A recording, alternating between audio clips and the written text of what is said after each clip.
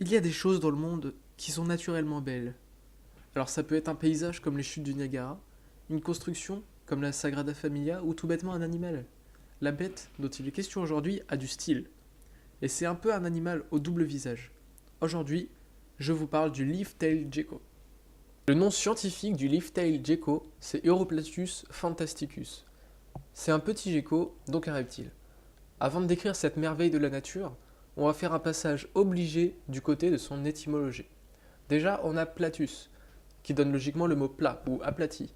On a aussi uro, et vous l'aurez peut-être deviné, ça veut dire que le genre Uroplatus ne contient donc que des animaux très élégants avec une queue plate. On a aussi Fantasticus, là c'est assez simple puisque c'est un mot transparent. Pour résumer, l'Uroplatus fantasticus est ce qu'on pourrait appeler un gecko fantastique à queue plate. En anglais, ce gecko s'appelle le leaf-tailed gecko, avec une petite variante dans son nom, mais je vous en reparle juste après.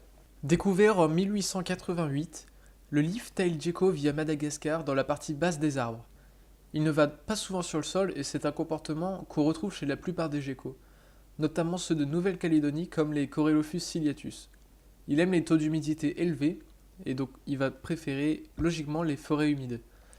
Cependant, il n'apprécie pas du tout les températures élevées et risque de mourir au-delà de 26 degrés.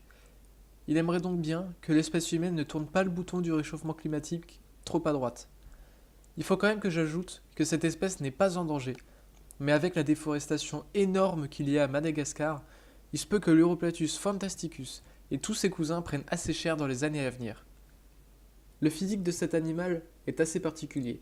En fait, il fait partie de ces créatures comme la pieuvre mimétique qui pousse l'imitation à son paroxysme. Son corps imite parfaitement les feuilles mortes sur lesquelles il se balade.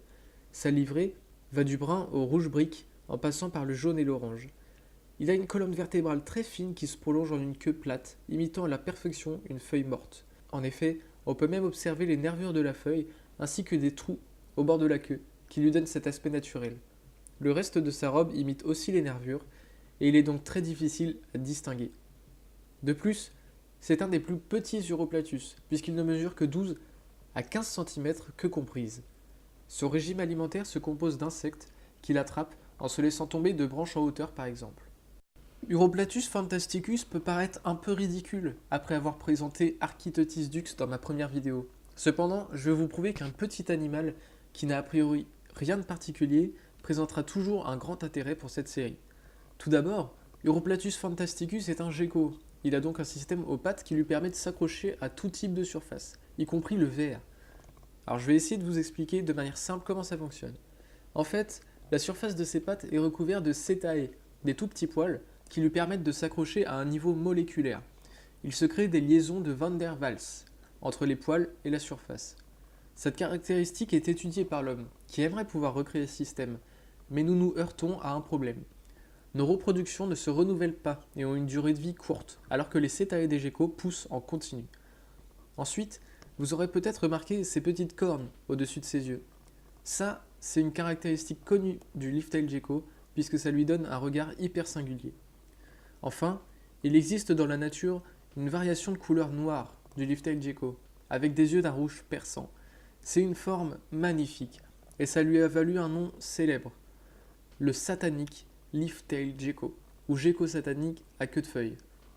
Non mais sérieusement, ça vous rappelle pas un truc là? Genre si je vous dis Drogon, c'est son incarnation terrestre, j'en suis sûr. Sérieux, regardez-moi ça, je vous jure que c'est crédible. En tout cas, j'espère que vous aurez compris que même les plus petits animaux peuvent avoir de sacrées ressources. Uroplatus fantasticus est un animal magnifique qui mérite sa place dans cette série. Certes, il n'est ni grand ni venimeux. On pourrait presque dire que le leaf-tailed gecko est un détail par rapport à l'Architeuthis dux de la vidéo précédente. Mais ne l'oubliez jamais, le diable est dans les détails.